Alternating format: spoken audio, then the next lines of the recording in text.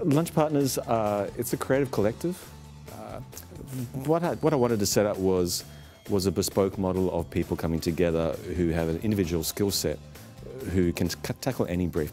When we sent you the brief, what were your first thoughts? We kind of sat down and tried to think through a positive spin on this, and in that way it was a great challenge. So I saw the brief and we spoke about the brief, and it was actually a really interesting thing. So that got us really excited, just to see what was possible. Because again, we didn't want to go for a sponsored gag. This is not something that should be made light of. You know, it's very much it's a serious issue. Wanted to see whether we can at least put a spin on petroleum brilliance for it to actually feel like there is some good that can come from this. So we wrote it very much the solution as from Tim's perspective. From day one, it was very much we needed a spokesperson. We needed a spokesperson who had a phenomenal amount of credibility. It had to be real, because again, we didn't want to be too jokey about this.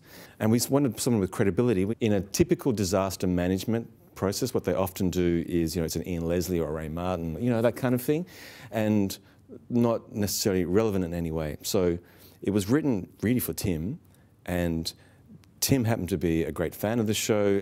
All roads kind of led to one. He found time in his phenomenally busy schedule. We had Tim for about an hour and a half, and Tim was just fantastic. His believability and his conviction was awesome. Sitting down to write the problem was very much, this is what we believe to be the true answer. And sometimes you can go and there's a range of solutions you can have to a problem. Just felt like this was almost the only way you can put a positive spin on this disaster for petroleum brilliance. So it wasn't really something where you might, in a traditional sense, have a range of options and a range of ways in.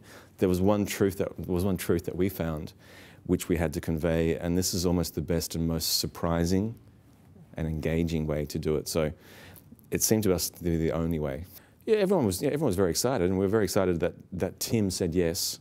So once Tim said yes, then we had a lot of pressure to try and make sure that we delivered on our promise. So yeah, a lot of pressure, but that's kind of a nice thing. That's what agencies like to do, and it's the fun bit of it.